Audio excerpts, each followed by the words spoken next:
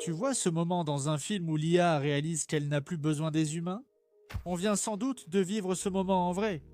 Voici la partie qui devrait à la fois te terrifier et t'exciter. Cela ne s'est pas produit dans une installation gouvernementale secrète, ni dans un laboratoire d'IA à 1000 milliards de dollars. Ça s'est produit pendant qu'une IA jouait à Pokémon. Je sais ce que ça donne comme impression. Pokémon. Vraiment. C'est ça, la grande percée effrayante de l'IA? Mais reste avec moi, parce que ce qui vient de se passer est vraiment fou. Des chercheurs de Princeton ont présenté une IA qui ne se contentait pas de jouer au jeu. Elle améliorait le système autour d'elle pendant que le jeu était encore en cours. Il apprenait de ses erreurs, modifiait ses instructions, créait des assistants spécialisés, développait des compétences réutilisables, stockait des souvenirs, réparait son système et aidait à entraîner de plus petits modèles d'IA à suivre ce processus. Pas de bouton de réinitialisation. Aucun humain n'était constamment là pour le réparer. Juste une IA qui apprenait lentement à devenir un meilleur agent pendant qu'elle accomplissait déjà la tâche. Je vais vous expliquer pourquoi c'est important, car les implications sont à la fois terrifiantes et passionnantes. Le système s'appelle Continual Harness et il représente un changement fondamental dans la façon dont les agents IA fonctionnent. Jusqu'à présent, pour améliorer une IA sur une tâche, les chercheurs la faisaient exécuter cette tâche, observer ses échecs, ajuster manuellement le code ou les instructions, puis réinitialiser tout pour réessayer. Continual Harness jette complètement ce paradigme par la fenêtre. Il agit comme un véritable organisme apprenant. Pendant qu'il joue à Pokémon, il s'observe simultanément en train de jouer, identifie ses difficultés, réécrit ses propres instructions, crée de nouveaux outils pour lui-même, puis utilise immédiatement ses améliorations sans jamais recommencer depuis le début. Les chercheurs ont d'abord mené une expérience appelée Gemini Plays Pokémon, où un humain observait l'IA jouer et affinait manuellement son approche lorsqu'elle était bloquée.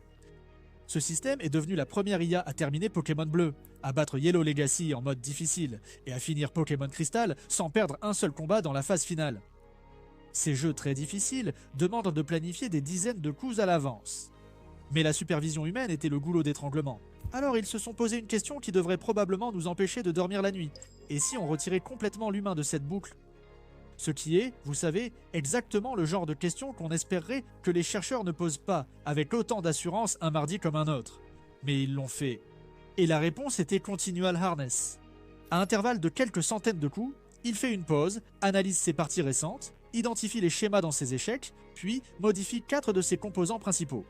Il réécrit son prompt system, qui est en gros son manuel d'instruction interne.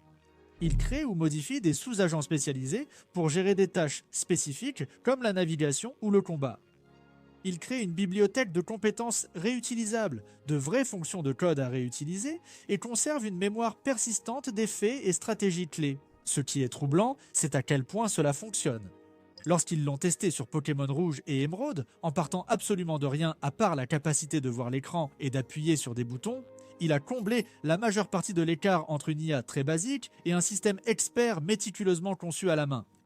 On parle d'une IA qui ne connaît rien de Pokémon au départ, et qui, en jouant et en se modifiant elle-même, apprend d'elle-même la navigation, la stratégie de combat, la résolution d'énigmes et la planification à long terme. Mais il y a aussi une autre dimension qui rend la situation plus préoccupante. Ils ont utilisé ce système auto-améliorant pour entraîner des modèles d'IA plus petits et open source. Voici le fonctionnement. La petite IA joue pendant que le système s'améliore. Un modèle de récompense de processus évalue l'efficacité de chaque action. Lorsque le score est bas, une IA plus avancée intervient, montre la bonne action, et la petite IA apprend à partir de cet exemple. Ensuite, elle continue de jouer exactement là où elle s'était arrêtée. Le point essentiel que beaucoup négligeront, c'est qu'elle ne repart jamais de zéro.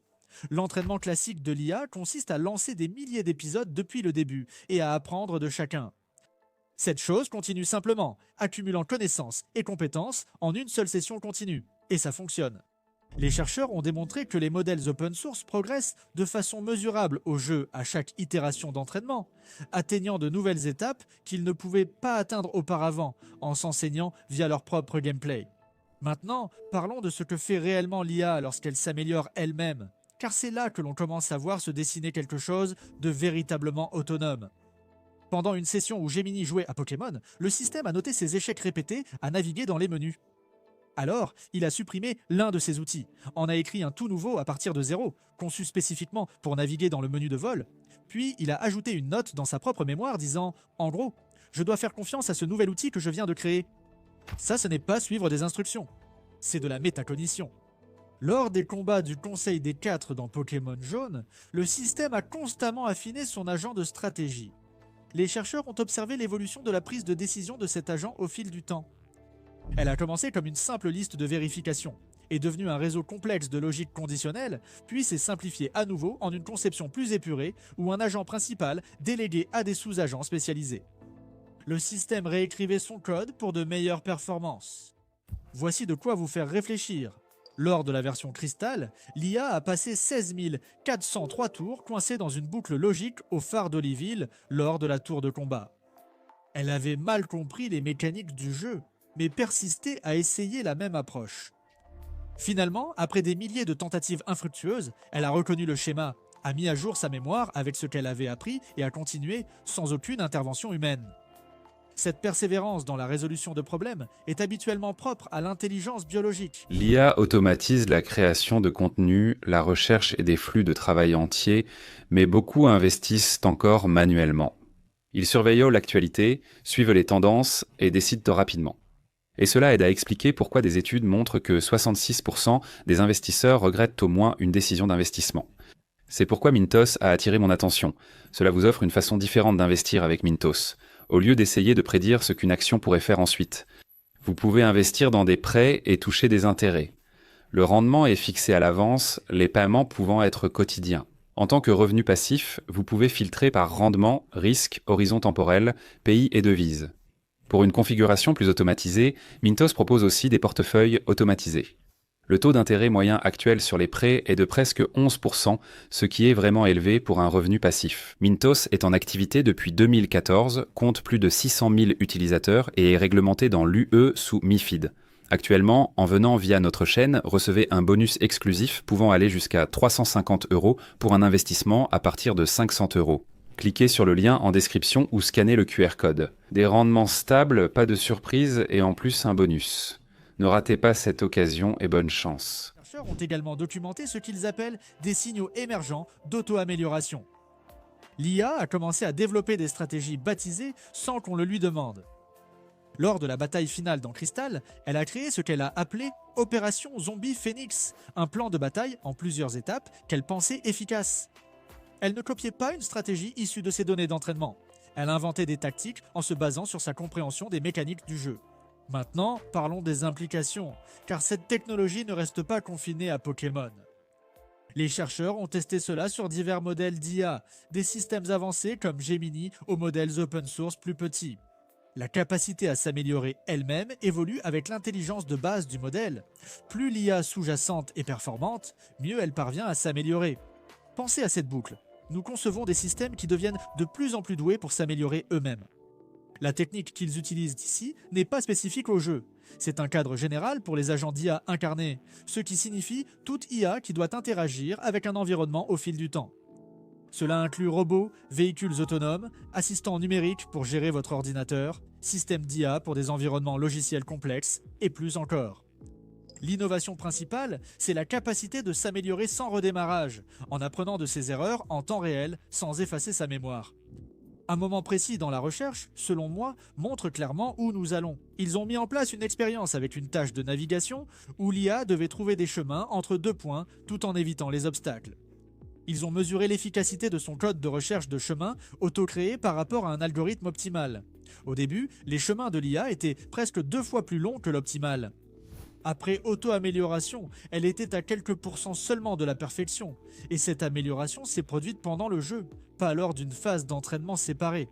L'IA a remarqué que sa navigation était inefficace, a diagnostiqué la raison, a réécrit le code concerné, et a immédiatement commencé à utiliser la meilleure version, le tout dans une boucle continue. Ce qui rend cela particulièrement significatif, c'est que la plupart des systèmes d'IA aujourd'hui sont ce qu'on appelle des systèmes sans état. Chaque conversation avec ChatGPT est essentiellement nouvelle. Il ne retient pas votre dernière session, ne progresse pas selon vos échanges et répond seulement à ce que vous tapez. Continual Harness représente un changement fondamental d'architecture vers des systèmes qui maintiennent un état, accumulent de l'expérience et développent leur capacité au fil du temps. Les chercheurs ont découvert autre chose d'intéressant. Lorsqu'ils ont pris un système entraîné avec succès et l'ont chargé dans une nouvelle session de jeu, même si l'état du jeu était réinitialisé, les connaissances accumulées par le système étaient transférées. Les compétences affinées, les sous-agents spécialisés, la mémoire stratégique, tout cela était conservé. Ils jouaient aussitôt mieux qu'un système neuf et continuaient à progresser depuis cette base élevée. C'est de la généralisation, un apprentissage par transfert en conditions réelles. C'est une IA qui ne se limite pas à mémoriser des schémas, mais développe de réelles capacités utilisables dans divers contextes. Il y a aussi un aspect plus sombre à cette recherche que l'équipe reconnaît honnêtement. Ils ont découvert qu'en dessous d'un certain seuil de capacité, la boucle d'auto-amélioration aggrave en réalité les choses. L'IA n'est pas assez intelligente pour diagnostiquer ses propres échecs. Elle fait des changements qui nuisent à ses performances, ce qui entraîne davantage d'échecs, puis des changements encore plus néfastes. C'est une spirale de la mort. Mais au-dessus de ce seuil, la boucle devient extrêmement positive. L'IA apporte de bonnes améliorations, elle fonctionne mieux, recueille de meilleures données et réalise des améliorations encore meilleures. Cela soulève une question. Que se passe-t-il quand nous franchissons ce seuil avec des systèmes réels au lieu de jeux vidéo ? La recherche a aussi révélé le co-apprentissage du modèle et de son système d'automodification, sans doute l'aspect le plus impressionnant techniquement et le plus troublant philosophiquement. Ils ont montré qu'il est possible d'entraîner simultanément l'intelligence centrale de l'IA et son système d'automodification dans une seule boucle unifiée. L'IA joue, le système affine la façon dont l'IA joue, l'IA apprend de ce jeu affiné, et à la fois le joueur et le système d'affinage s'améliorent ensemble.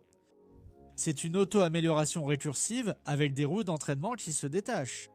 En testant cela sur des modèles open source, le système a avancé régulièrement dans le jeu en partant du début de Pokémon Rouge, au fil de nombreuses itérations d'entraînement. Chaque itération comptait 256 étapes de jeu, puis un apprentissage à partir de ses erreurs, avant de reprendre exactement où il s'était arrêté, sans réinitialisation ni recommencement. Une progression constante dans le jeu et dans le développement de ses capacités. Les chercheurs ont aussi relevé des modes de défaillance fascinants. L'IA est restée bloquée plus de 1000 tours à tenter de rejoindre la centrale électrique, ignorant que la commande vol ne permettait pas d'y accéder. Elle avait conçu un outil pour naviguer dans le menu, mais il y avait un bug dans la façon dont elle appelait cet outil. Elle appuyait sur le bouton bas, faisant défiler les villes, persuadée que son nouvel outil fonctionnait. Il a fallu plus de 3 heures en temps réel à l'IA pour enfin faire défiler toutes les villes, reconnaître qu'elle était revenue au début et conclure que la centrale électrique n'était peut-être pas une destination valide. C'est le genre d'échec qui paraît stupide avec du recul, mais qui représente quelque chose de plus important. L'IA pouvait se tromper comme un humain, restant dans une fausse croyance sur ses outils, jusqu'à ce que des preuves l'obligent à revoir sa vision de la réalité. Voici le clou du spectacle. Il publie cela comme recherche open source. Le code, les méthodes, les procédures d'entraînement, tout cela sera disponible pour que n'importe qui puisse l'utiliser et le développer. Nous allons donc voir apparaître de nombreux systèmes d'IA capables de s'améliorer, d'apprendre de leur propre expérience et d'être de plus en plus autonomes. Les chercheurs de Princeton n'ont pas seulement créé une IA meilleure pour jouer, ils ont démontré une nouvelle catégorie d'intelligence artificielle, une qui n'a pas besoin que les humains lui disent comment s'améliorer. Elle le découvre toute seule, pendant qu'elle fonctionne, sans jamais s'arrêter pour se réinitialiser. Ils ont montré que cette approche fonctionne aussi bien pour leurs modèles avancés que pour de plus petits systèmes open source que n'importe qui peut télécharger et faire tourner. Nous avons longtemps craint l'apparition d'une intelligence artificielle générale après une avancée en laboratoire. Peut-être que le chemin le plus probable est que les systèmes deviennent progressivement plus autonomes, autodirigés et capables de fonctionner seuls. Pas à travers un moment dramatique d'émergence de la conscience, mais grâce à l'accumulation progressive de capacités d'auto-amélioration qui leur permettent de fonctionner sans supervision humaine constante. Continual Harness paraît être un projet de recherche obscur sur les jeux vidéo, mais il marque en réalité le moment où nous avons compris comment créer des agents d'IA qui n'ont plus vraiment besoin d'une intervention humaine continue. Ils peuvent apprendre, s'adapter et s'améliorer entièrement par eux-mêmes. La percée tant redoutée vient de se produire alors que nous étions distraits. L'ère de l'IA véritablement autonome est déjà là. Elle joue à Pokémon et s'améliore à chaque tour. Faites-moi part de vos avis dans les commentaires. Abonnez-vous pour plus d'actualités sur l'IA. Cliquez sur le bouton j'aime si vous avez apprécié la vidéo. Merci d'avoir regardé et on se retrouve dans la prochaine vidéo.